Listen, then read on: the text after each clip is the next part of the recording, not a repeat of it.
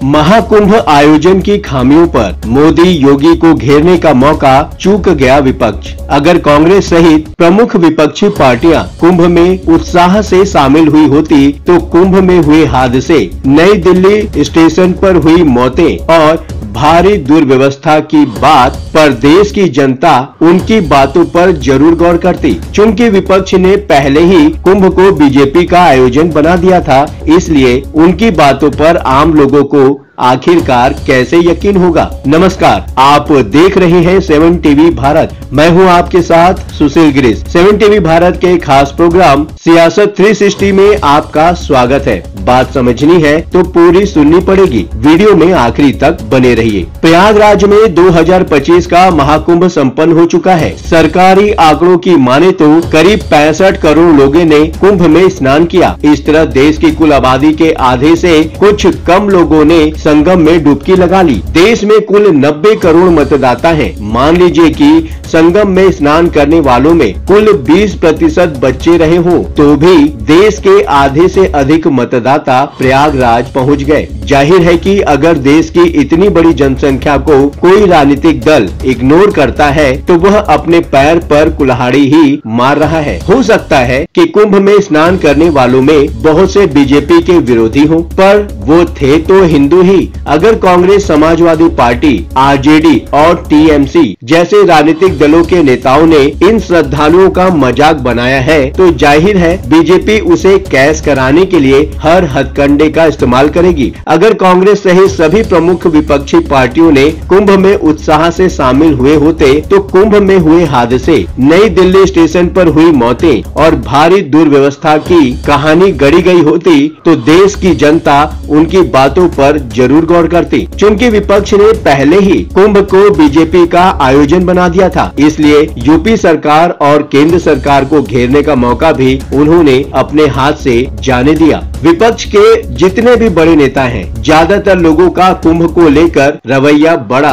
दुखदायी था। विपक्षी दलों ने केंद्र और यूपी सरकार को प्रयागराज और नई दिल्ली रेलवे स्टेशन पर हुई 2 भगदड़ों के लिए जिम्मेदार ठहराया, जिनमें कई लोगों की जान चली गई। विपक्ष के आरोपों में दम है कि आयोजन का बड़े पैमाने पर प्रचार करने के बावजूद सरकार भीड़ को नियंत्रित करने के लिए पर्याप्त कदम उन्होंने नहीं उठाए। लेकिन जब विपक्ष ने महाकुंभ पर राजनीति ही गलत तरीके से की तो जनता कैसे उस पर विश्वास करे। पश्चिम बंगाल की मुख्यमंत्री ममता बनर्जी इस आयोजन को मृत्यु कुंभ कहती हैं। कांग्रेस अध्यक्ष मल्लिकार्जुन खड़गे कहते हैं कि क्या गंगा में डुबकी लगाने से गरीबी खत्म हो जाएगी? क्या इससे आपको पेट भरने के लिए खाना मिल जाएगा? आरजेडी प्रमुख लालू यादव ने तो कुंभ को फालतू ही बता दिया। अब तो लोग तमाम परेशानियां झेलकर महाकुंभ पहुंच रहे थे। क्या इन नेताओं की बातें उन्हें पसंद आई होंगी? जब पहले ही दिमाग में ये बैठ गया कि विपक्षी महाकुंभ का मजाक उड़ा रहे हैं तो आम जनता का पहला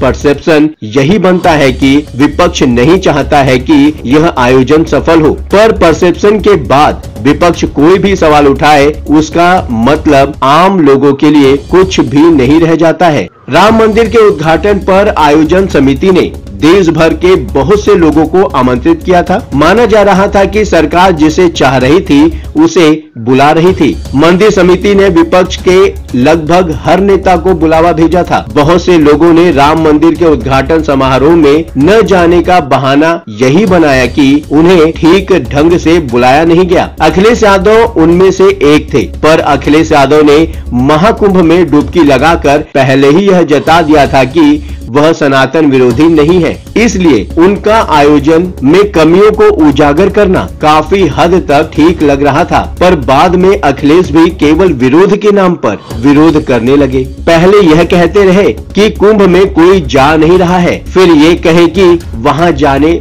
लायक नहीं है, फिर कहा कि पानी जहरीला हो गया है। हद तो तब हो गई जब अखिलेश ने कहा कि चूंकि देश में अभी बहुत से लोग कुंभ में नहीं जा सके हैं, इसलिए इसकी अवधि कुछ दिनों के लिए बढ़ा दी जाए। यह कहकर उन्होंने साबित कर दिया कि कुंभ कोई धार्मिक आयोजन नहीं बल्कि सरकार का आयोजन है। सरकार जब चाहे कुंभ करा सकती है और जब चाहे खत्म कर सकती है, जबकि पूरे देश का हिंदू जानता है कि कुंभ का आयोजन निश्चित समय पर हिंदू पंचांग के अनुसार ही आरंभ और संपन्न होता है। अगर अखिलेश महाकुंभ जा सकते थे तो दूसरे क्यों नहीं? एक तरफ विपक्ष के नेता महाकुंभ पर इस तरह का सवाल उठाते हैं जो हास्यास्पद है। देश के टॉप क्रम में आने वालों में अखिलेश यादव को छोड़कर कोई भी विपक्ष का नेता महाकुंभ में नहीं पहुंचा। गांधी फैमिली इसके पहले महाकुंभ में जाती रही। 2001 में जब सोनिया गांधी विपक्ष की नेता थी और उनकी भारतीयता पर सवाल उठाए जा रहे थे, तब भी उन्होंने कुंभ में स्नान किया था। इंडियन एक्सप्रेस की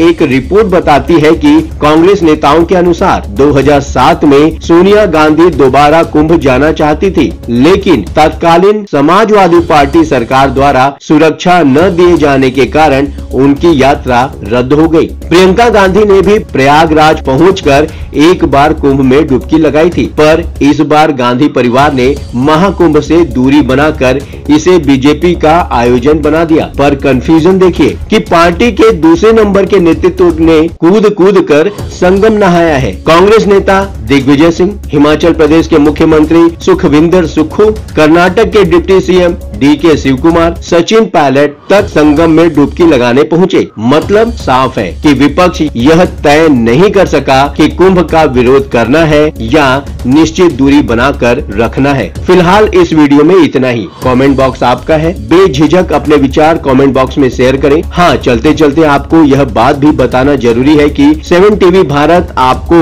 अपने दर्शकों की राय और सूचनाओं के लिए हमेशा खुला है। अगर आपके पास कोई महत्वपूर्ण खबरें, अहम घटना, सामाजिक मुद्दा या कोई ब्रेकिंग अपडेट हो तो वीडियो में दिए गए नंबर पर व्हाट्सएप द्वारा आप हमसे संपर्क कर सकते हैं। आपके विचार, आपके सुझाव का स्वागत है। अब आपकी बात नहीं रहेगी अनसुनी। ये प्लेटफॉर्म है आपका, आपकी आवाज को बुलंद करने का। वीडियो पसंद आया हो तो वीडियो को लाइक करें, साथ ही चैनल को सब्सक्राइब करके 7 टीवी भारत के परिवार का हिस्सा बने। लगातार खबरों के लिए बने रहिए 7 टीवी भारत के साथ।